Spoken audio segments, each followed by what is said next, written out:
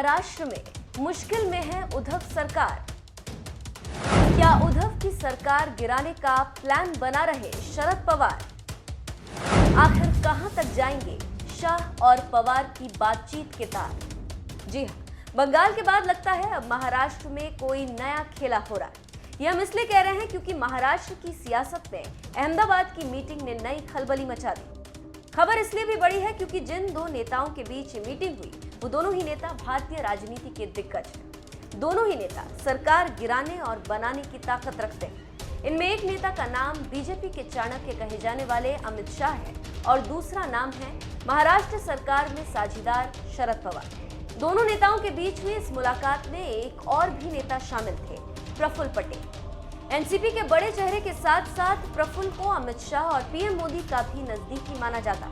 इस खबर के बाद चर्चा है कि महाअघाड़ी सरकार के संकट मोचक पवार क्या उद्धव सरकार के लिए संकट खड़ा करने का प्लान बना रहे हैं। इसको समझने के लिए आपको पहले ये रिपोर्ट समझनी होगी। दरअसल ये मुलाकात गुजरात के गांधीनगर में हुई। बताया जा रहा है कि ये मुलाकात गुजरात के एक बड़े उद्योगपति के कॉर्पोरेट गेस्ट हाउस में हुई। इस सीक्रेट मीटिंग का प्लान महाराष्ट्र के बारामती में बनाया गया और अमल देने के लिए जगह चुनी गई गांधीनगर। बताया जाता है कि इस मुलाकात से पहले गुजरात का वो उद्योगपति बारामती शरद पवार से मिलने पहुंचा।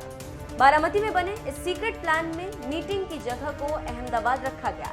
उसके बाद प्लान के मुताबिक पहले शरद पवार अहमदाबाद पहुंचे और फिर अमित शाह। दोनों नेताओं ने पहुंचकर गांधीनगर के एक गेस्ट हाउस में बैठक की और फिर शाह वहां से निकल गए।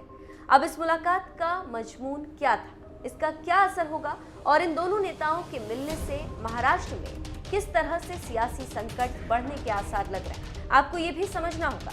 दरअसल जब इस मुलाकात का पता मीडिया जगत को हुआ तो शाह से ही सवाल पूछा गया कि इस मीटिंग में क्या चर्चा हुई। तब पत्रकारों के सवाल पर शाह ने कहा कि हर सवाल का जवाब नहीं मिल सकता।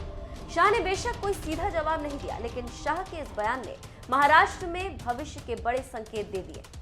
शाह के इस जवाब के बाद ये सवाल खड़े होने शुरू हो गए हैं कि क्या महाराष्ट्र में उद्धव सरकार की उल्टी गिनती शुरू हो गई? क्या 5 राज्यों के चुनाव नतीजों के बाद महाराष्ट्र में भी सत्ता का उलटफेर होगा? सवाल ये भी है कि क्या सचिन वाजे मामले के बाद शरद पवार अपने करीबी अनिल देशमुख को बचाने की कोई चाल चल रहे हैं? वैसे आपका इस मुलाकात पर क्या कहना है? क्या वास्तव में ये मुलाकात महाराष्ट्र सरकार के लिए संकट खड़ा करेगी? क्या पवार बीजेपी के साथ मिलकर महाराष्ट्र में सरकार बनाएंगे? आपका जो भी मानना है हमें कमेंट करके जरूर बताएं।